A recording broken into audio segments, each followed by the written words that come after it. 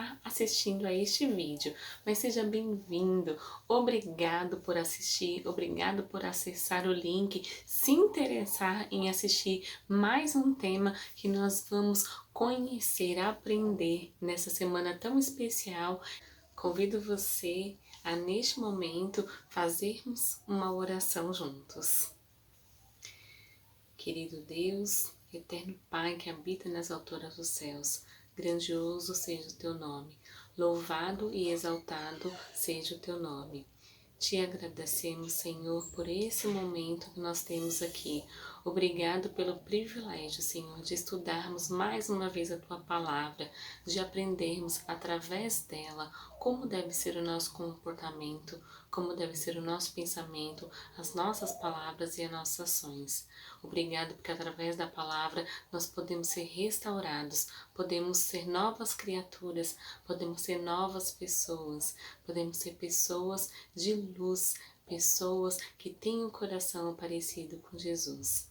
Nós te agradecemos, nesse momento te pedimos que o Espírito Santo possa abençoar o nosso estudo, iluminando a nossa mente, nos ajudando a compreender as palavras que serão estudadas. Nós te agradecemos e te pedimos em nome do Senhor Jesus. Amém. O nosso tema de hoje é sobre o casamento, restauração do casamento. E é um tema que perpassa pela vida de muitas pessoas. Se você é solteiro e pretende um dia se casar, esse tema é para você também. Se você já foi casado e pretende se casar novamente, é para você também. Se você já foi casado e ainda não tem a perspectiva se casará de novo, também é para você, porque você pode aconselhar outras pessoas através da sua experiência.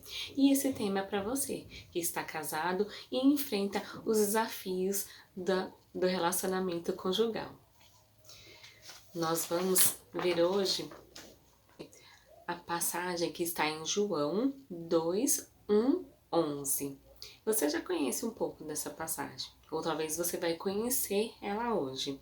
É a passagem onde Jesus ele faz o milagre da transformação da água em vinho. Vamos abrir as nossas Bíblias e ler essa passagem?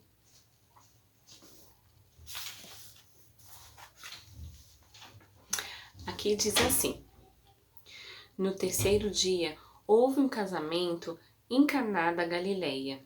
A mãe de Jesus estava ali. Jesus e seus discípulos também haviam sido convidados para o casamento. Tendo acabado o vinho, a mãe de Jesus lhe disse: eles não têm mais vinho. Respondeu Jesus: que temos nós em comum, mulher? A minha hora ainda não chegou. Sua mãe disse aos serviçais: façam tudo o que eles lhes mandar. Ali perto havia 6 potes de pedra, do tipo usado pelos judeus para as purificações cerimoniais. Em cada pote cabia entre 80 a 120 litros. Disse Jesus aos serviçais: encham os potes com água. E os encheram até a borda. Então lhes disse: agora levem um pouco do vinho ao encarregado da festa. Eles assim o fizeram. E o encarregado da festa provou a água que fora transformada em vinho, sem saber de onde este viera, embora o soubesse os serviçais que haviam tirado a água.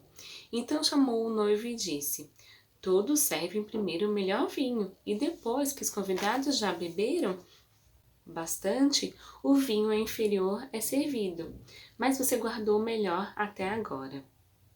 Este foi o sinal miraculoso realizado em Caná da Galileia. Foi o primeiro que Jesus realizou e revelou assim a sua glória aos seus discípulos, que creram nele. João 2, 1 a 11.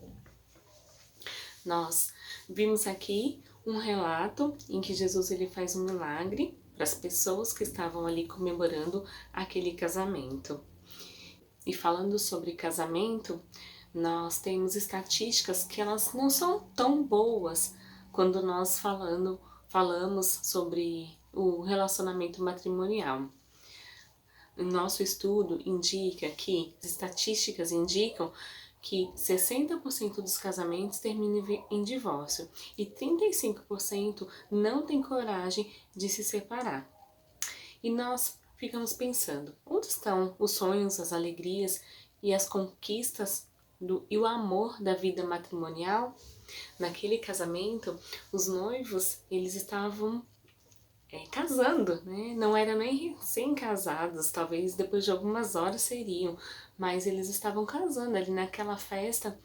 E naquele casamento, os noivos estavam alegres, os convidados estavam alegres, eles estavam realizando um sonho e algo ruim aconteceu, né? Naquela época era ruim quando a bebida acabava. O vinho aqui falado é na verdade o suco de uva puro. Eles utilizavam esse tipo de bebida nos casamentos e era de grande importância.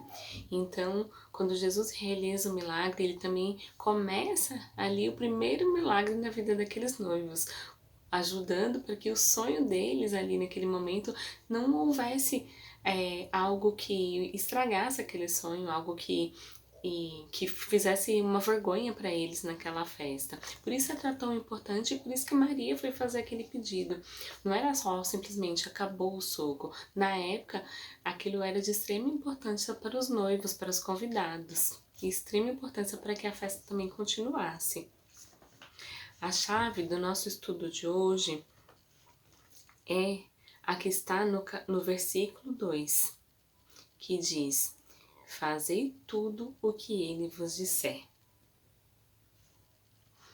Quando Maria diz fazei tudo o que ele vos disser, ela estava não só direcionando os serviçais para que fizesse tudo da maneira como Jesus pedisse, mas também na aplicação espiritual nós podemos dizer que ela estava ali falando para os noivos, para os convidados, estava mostrando que quando você tem um problema, Jesus ele pode resolver, mas desde que você faça conforme aquilo que ele disser.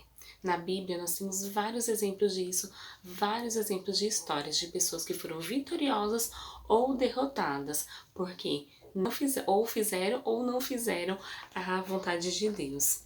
Então, quando Maria diz, fazer tudo o que ele vos disser, os servos deveriam fazer aquilo que Jesus iria indicando, aquilo que Jesus estava orientando, que Jesus estava mandando. Quando a Bíblia descreve que Jesus pede para nós, descreve o que Deus pede para nós, é importante e é essencial, é necessário que nós cumpramos da forma como está escrito. É necessário que nós leiamos e nós vejamos o que é necessário para a nossa vida no momento que nós estamos vivendo. É uma escolha. Nós podemos seguir ou não. Aqueles servos poderiam ter duvidado e não feito o que Maria disse. A escolha é nossa. A escolha é sua e a escolha é minha. E é interessante que a Maria diz: façam tudo. Algum tempo atrás, uns dias atrás, semanas, eu resolvi fazer uma lista. Fiz uma lista de tudo que a Bíblia pede para que a gente seja e tudo que a Bíblia pede para que a gente não seja, que a gente faça e que a gente não faça. Surpreendentemente, deu mais de 4 folhas com 2 colunas. Ali nós podemos perceber pela pesquisa que a Bíblia ela fala como deve ser o nosso caráter, como deve ser a nossa forma de tratar as outras pessoas, como deve ser o nosso pensamento. Um exemplo disso nós podemos ver lá em Filipenses 4:8, que diz: tudo que é verdadeiro, tudo que é respeitável, tudo que é justo, tudo que é puro, tudo que é amável, tudo que é de boa fama, se alguma virtude há e se algum louvor existe, que isto ocupe o vosso pensamento. Esse é um dos exemplos que eu posso citar para vocês dessa lista. Procure você também fazer essa lista. Se você desejar, pode me pedir que eu possa enviar para você em PDF também a pesquisa que eu fiz até o momento. Acredito que ela ainda não esteja completa, ainda só está iniciando. Mas aqui é um dos exemplos que a Bíblia nos diz sobre em que nós devemos pensar, sobre o que deve ocupar o nosso pensamento. O que nós estamos pensando no dia a dia? E aqui é um desses exemplos. Nós poderíamos citar outros, onde Jesus mesmo diz: buscai primeiro o reino de Deus e a sua justiça, e todas as outras coisas serão acrescentadas. A Bíblia, ela vem descrevendo como deve ser nosso comportamento perante a vida. Não precisamos sofrer por comportamentos errados, mas devemos buscar a cada dia mudar as nossas ações, as nossas palavras, o nosso comportamento. Devemos buscar uma restauração completa do nosso físico, do nosso espiritual, da nossa condição moral, aquilo que o nosso corpo é integralmente, a nossa mente, o nosso coração. Devemos buscar a restauração de todo o nosso corpo, para que assim a gente possa conhecer a boa e perfeita vontade de Deus. É sobre isso que Maria estava dizendo. Essa é a aplicação espiritual que nós podemos também tirar para a nossa vida. Mas, falando sobre o casamento, nós podemos ainda nessa história tirar várias lições espirituais para a nossa vida e várias lições práticas para que a gente possa praticar no nosso dia a dia, para que a gente possa rever os nossos conceitos, rever aquilo que nós estamos fazendo. Se já está bom, que bom, nós podemos melhorar isso, mas se ainda não está bom, nós podemos fazer com que se torne bom.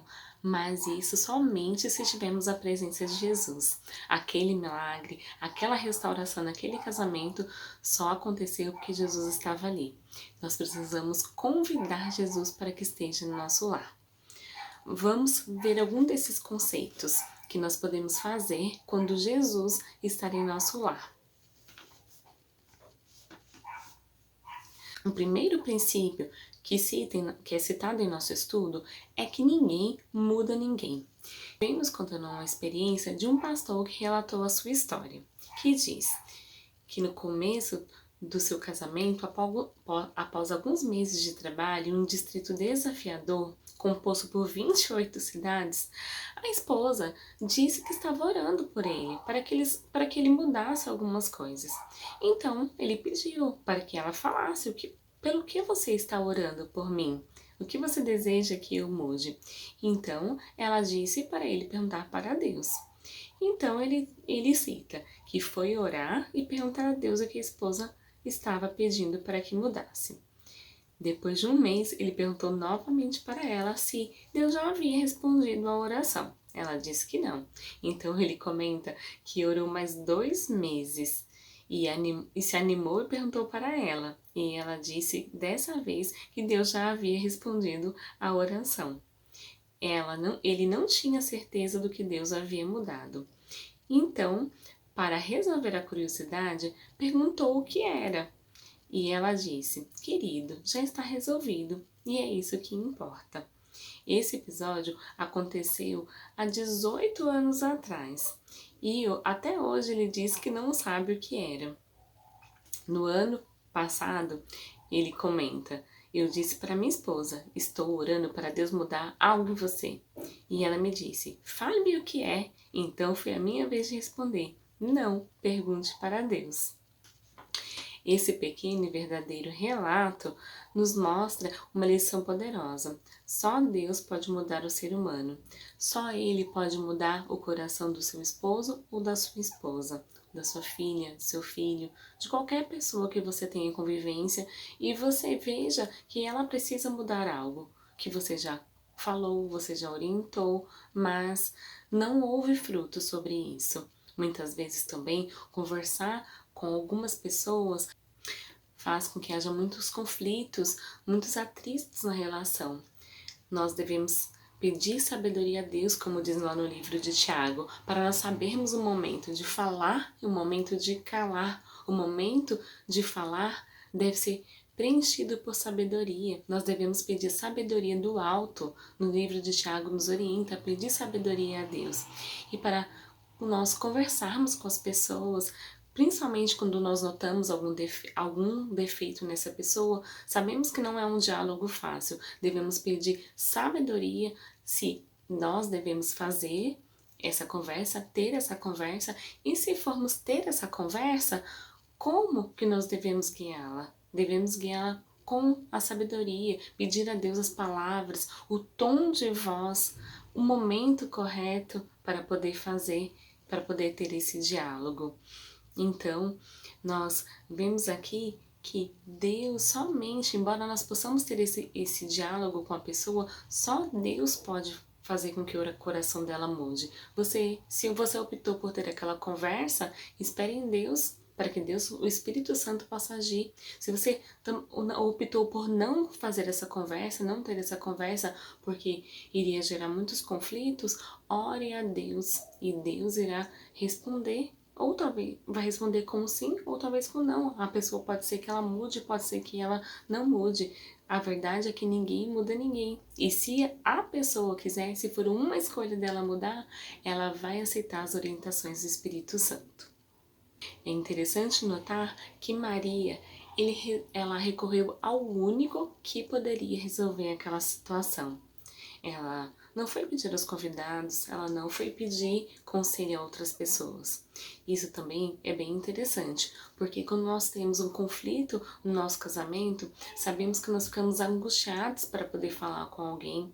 Às vezes acabamos fazendo piadas, falando coisas desnecessárias, usando de sarcasmo, falando em momentos que não deveríamos falar com pessoas que não deveríamos falar.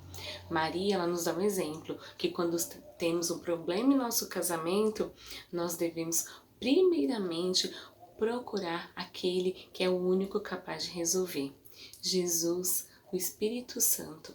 Nós devemos fazer e pedir em nossas orações, conversar com Deus e falar sobre aquilo que está nos incomodando, seja em nós ou seja no outro, aquilo que está afetando o nosso casamento. Depois, com muita cautela, se necessário, podemos procurar um conselho de um amigo, de um psicólogo, de alguém que seja de nossa confiança. Mas, primeiramente, nós devemos recorrer àquele que é o único que pode nos ajudar, que é Jesus. Mas, primeiramente, nós devemos recorrer àquele que é o único que pode nos ajudar a transformar, aquele que pode tocar nos corações. Um amigo e um psicólogo pode nos ajudar de outras maneiras, mas Jesus, somente Ele pode tocar o coração verdadeiramente e fazer uma transformação ali. Em nosso estudo, nós vemos que só Deus restaura a honra e a dignidade do casamento. Há casais que vivem de aparência, outros sofrem violência no lar. Alguns encaram diariamente o desprezo e a opressão, outros estão certos de que o vinho do amor acabou. Assim como Maria, podemos dizer a Jesus: não há mais vinho, o vinho acabou. Jesus, ele pode fazer milagre e restaurar o vinho que acabou no seu casamento. Mas nós estamos falando aqui sobre mudanças para que nós possamos ter essa mudança. Nosso estudo, ele cita que a oração e a fé são a chave para a mudança. Como Maria, nos acheguemos a Cristo de forma simples e direta. Orar é como abrir o coração a Deus como um amigo. Maria orou também quando ela segredou a Jesus. Acabou o vinho. Não tem mais vinho. O texto de Ellen White diz: não que seja necessário a fim de tornar conhecido a Deus o que somos, mas sim para nos habilitar a recebê-lo. A oração não faz Deus baixar a nós, mas eleva-nos a Ele. Que nós possamos contar os nossos problemas a Jesus. Maria percebeu que existia um problema ali naquele casamento, então ela convidou Jesus para fazer parte daquele casamento. A oração, ela é do coração a um amigo que você convida para fazer parte daquele problema na sua vida, que você o convida para ajudá-lo a resolver aquele problema. Muitas vezes nós pensamos, eu não vou orar porque Deus sabe de todas as coisas, mas Deus, ele não invade, ele bate na porta e ele anseia ser convidado, ele anseia ouvir de você que você precisa da ajuda dele, que você quer que ele ajude. Jesus ele não sai invadindo a nossa vida do jeito, fazendo da forma como ele quer. Nós não somos robôs. Ele deseja escutar de nós que nós precisamos, que nós queremos. Ele quer autorização para entrar na nossa vida. Às vezes é estranho pensar sobre isso. Jesus ele quer autorização para entrar na nossa vida, mas assim acontece. Ele nos deu o livre-arbítrio, a escolha que nós falamos no início desse vídeo. E essa escolha também é a escolha de ele pode entrar ou não para resolver esse problema. Muitas vezes nós ficamos lutando com problemas sozinhos, porque estamos em desobediência, nossos pensamentos não estão de acordo com aquilo que a palavra diz, os nossos comportamentos, e é dessa forma que nós não permitimos que Jesus entre. Ele só vai entrar em um ambiente que você quer mudar, em que você quer mudar os seus pensamentos, o seu comportamento, as suas palavras e as suas ações. É dessa forma que nós convidamos Jesus. E quando nós não conseguimos mudar, nós pedimos a Ele que nos ajude. Dessa forma, Deus vê que nós estamos interessados em que Ele faça parte da nossa vida, do jeito que Ele é, com o caráter que Ele tem. Nós queremos nos assemelhar a Ele. Nós vamos ver agora alguns destaques do que aconteceu ali naquele casamento, naquelas bodas em Caná. Primeiro, convide Jesus para a sua boda. Segundo, Jesus era sociável, ele se misturava com as pessoas, aceitava convites. Terceiro, busque a Jesus incondicionalmente quando falta e quando não falta água. Lembre-se, primeiro Deus. Quarto, obedeça totalmente. Maria disse, fazei tudo o que ele vos disser. Quinto, siga as instruções. Enchei as vasilhas. Eu lhe pergunto agora, e você responde para si mesmo, o que terminou em seu casamento? Sexto, o que precisa ser restaurado? Não há nada que Deus não possa fazer. Não há água que Ele não possa transformar em vinho. O Cristo de Caná da Galileia vive e está perto de você, embora você não possa vê-lo. Sétimo, prove e experimente o novo vinho. 8. Creia. É preciso crer. Versículo 11 do capítulo 2. Esses destaques das bodas de Caná nos ensinam algumas lições que nós possamos estudar, refletir sobre elas e aplicar em nossa vida, em nosso casamento. Agora nós vamos refletir sobre uma outra parte do nosso estudo que diz: é a presença de Jesus que faz os milagres no casamento e nos filhos. Vem iniciando com uma pergunta para nós. Jesus mora nessa casa? Estamos contando uma história de um jovem pastor começando o seu trabalho de visitação. E ele foi a uma casa no qual estavam a esposa e os filhos. O marido não estava. Ele leu uma Bíblia e antes de orar, ele perguntou: Jesus mora nesta casa? A senhora não respondeu. E ele perguntou outra vez: Jesus mora nessa casa? Ele orou e foi embora. Quando a esposa voltou, ela falou que o pastor foi lá, fez a visita, fez uma oração e fez uma pergunta, mas que ela não soube responder. O marido perguntou: o que foi que ele disse? E ela respondeu: Jesus mora nesta casa? O esposo falou com ela: por que você não respondeu? Você poderia ter dito que nós somos líderes oficiais da igreja. A esposa respondeu: mas o pastor não perguntou o que fazemos. Então o esposo insistiu: você não falou que nossos filhos são desbravadores? Finalmente, a esposa disse: mas o pastor perguntou se Jesus mora nessa casa. Vimos aqui uma situação em que a esposa parou para refletir. Jesus morava naquela casa? Jesus, ele deseja habitar nos nossos lares.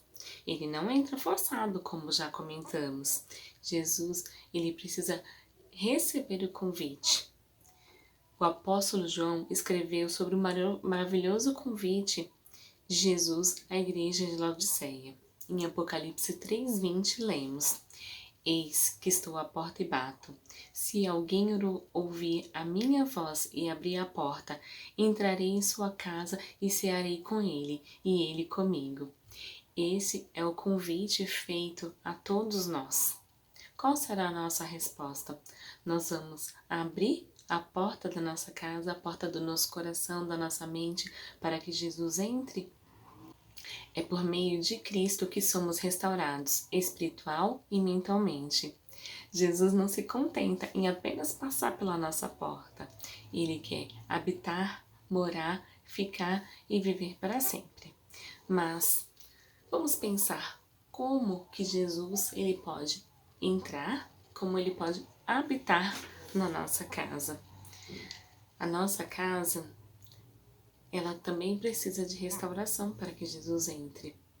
Jesus, é claro, ele vai entrar da forma como você abriu o seu coração com sinceridade. Mas para que Jesus possa permanecer ali, a sua casa precisa ser um ambiente em que ela realmente receba Jesus. Nós temos que ter muito cuidado com os nossos sentidos, com as nossas vias pelas quais as informações elas entram em nosso corpo. Muitas vezes nós não pensamos sobre isso, mas o nosso corpo ele é templo do Espírito Santo.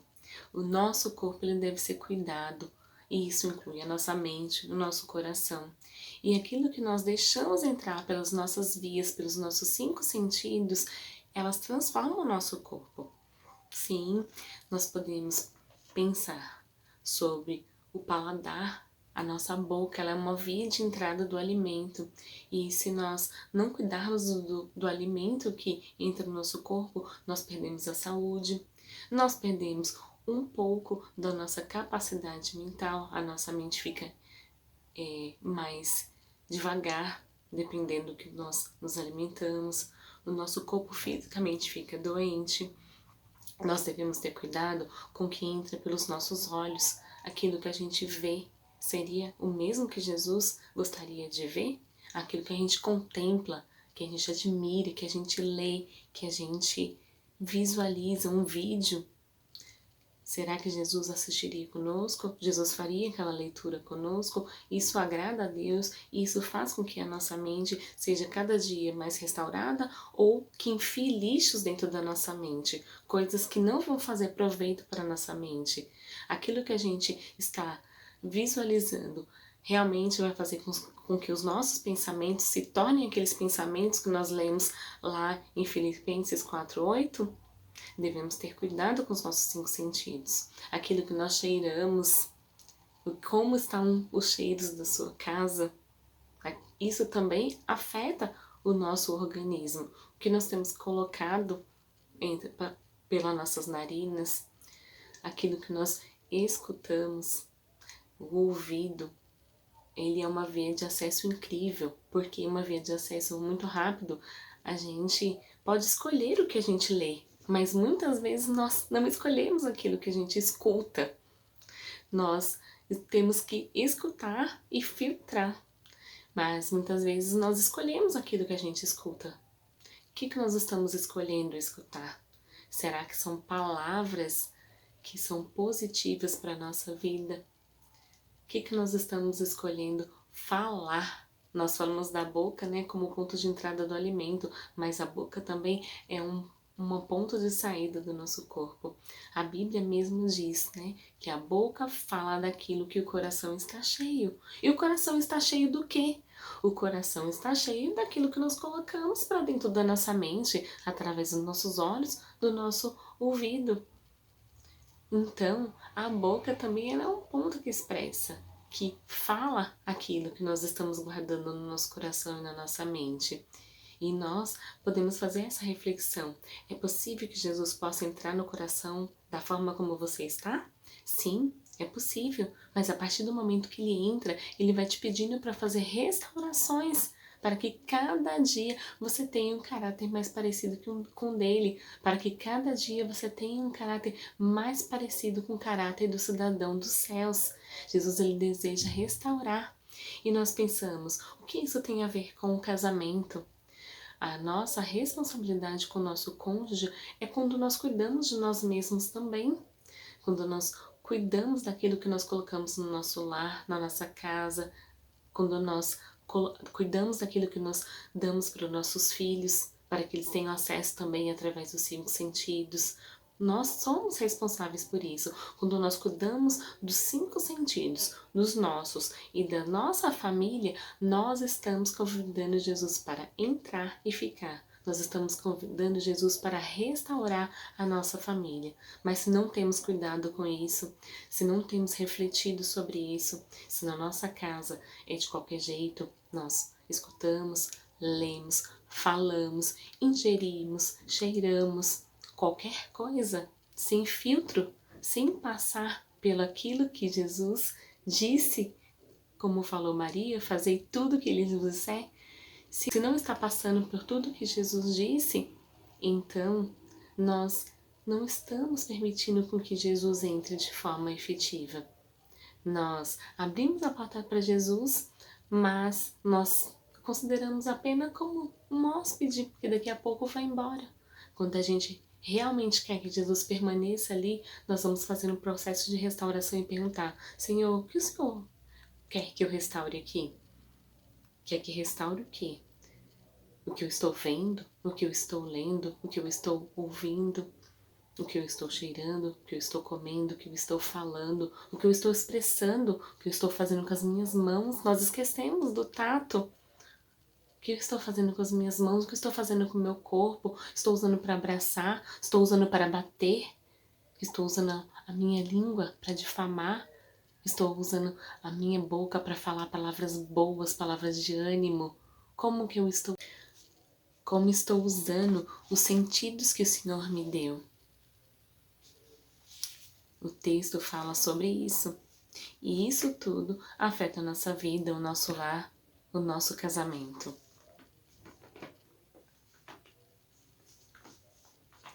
O próximo tema, ele vem complementando essa reflexão, que diz que ações diferentes, resultados diferentes. Cita que Albert Einstein disse: insanidade é continuar fazendo sempre a mesma coisa e esperar resultados diferentes. Parece óbvio, mas se seguirmos prejudicando e arruinando os nossos relacionamentos, porque nós não cuidamos do que nós colocamos para dentro, do que nós colocamos para fora, através dos nossos 5 sentidos, é fazer a mesmíssima coisa e esperar outro resultado. Efésios 5,33 nos diz: não obstante vós, cada um de per si, também ame a própria esposa como a si mesmo, e a esposa respeite o marido. Jesus no lar significa o amor. Aqui vem dizendo, ame, respeite. Jesus no lar significa o próprio amor em pessoa. Se nós fôssemos ler livros como O Lar Adventista, Educação da Criança, o livro Educação, o livro Orientação da Criança, nós iríamos perceber quantas orientações Ellen White nos diz. Mas o principal deles é ter Jesus, é ter o amor no seu lar. Quando nós queremos ser parecidos com Jesus, nós queremos imitar Jesus, queremos ser como Ele, nós também transformamos o nosso lar, porque nós vamos ser amáveis, bondosos, generosos, abnegados, nós vamos querer tratar as pessoas como nós gostamos de ser tratados, nós vamos agir com a mansidão de Jesus, nós vamos realmente conseguir transformar o nosso lar, vamos estudar sobre Jesus, sobre o seu caráter, querer ser parecido com o que Ele é e com o que Ele nos pede que nós sejamos. Fazei tudo aquilo que Ele vos disser. Um resumo da nossa mensagem de hoje seria: nós podemos entender tudo que a mensagem quis nos dizer, mas sabemos que a mensagem de restauração do casamento, do nosso lar, não é fácil. É simples de entender, mas não é fácil de se fazer. Para formar uma família, para restaurar relacionamentos, para fortalecer vínculos, precisamos de Cristo. Precisamos do Espírito Santo a cada dia para termos sucessos em nossos relacionamentos, para agir da forma como nós devemos agir, corretamente, conforme a Bíblia nos pede. Se nós quisermos, por meio da fé, pedir que Deus restaure nossos relacionamentos, o nosso casamento, nós devemos orar sempre. Então, nós vamos terminar esse vídeo de hoje, fazendo uma oração, mais uma vez, pedindo que Deus, Ele restaure o nosso ser, restaure a nossa vida, o nosso casamento. Atitudes diferentes são necessárias para que Jesus, Ele entre em nosso lar, para que Ele restaure o nosso casamento. Vamos orar? Querido Deus, amado Pai, nós te agradecemos imensamente, Senhor, pelo estudo que nós tivemos nesta noite, pelo estudo que nós fizemos nesse vídeo, Senhor. Nós te agradecemos, Senhor, porque o Senhor colocou na Bíblia aquilo que nós devemos ser. Quando Maria diz, fazei tudo o que Ele vos disser, já está escrito. Ali foi simbólico, ela pedindo para que os servos fizessem tudo o que Jesus estava pedindo, que Jesus estava mandando naquele casamento. Mas na Bíblia inteira, para a Bíblia inteira e para nós isso faz sentido, porque na Bíblia inteira nós vemos orientação que Deus, que Jesus, o Espírito Santo deixou para nós. E o Espírito Santo está nesse momento nos ajudando, nos possibilitando para que nós possamos ser restaurados, para que nós possamos restaurar o nosso casamento. E o nosso casamento, o nosso lar, ele só vai ser restaurado se nós mudarmos a nós mesmos, não mudarmos o outro, porque nós não temos poder para isso. Mas te pedimos que o Senhor nos ajude a mudar a nós mesmos, que a restauração comece em nós, para que ela possa fluir para o nosso casamento. Restaure o nosso casamento, restaure o nosso cônjuge, restaure nossos filhos. Nós te pedimos e te agradecemos, Senhor. Pedimos que o Senhor restaure o nosso lar. Pedimos e te agradecemos em nome do Senhor Jesus. Amém. Fique com Deus, estude a Bíblia, reflita nas palavras que nós estudamos nesse tema e até o próximo tema.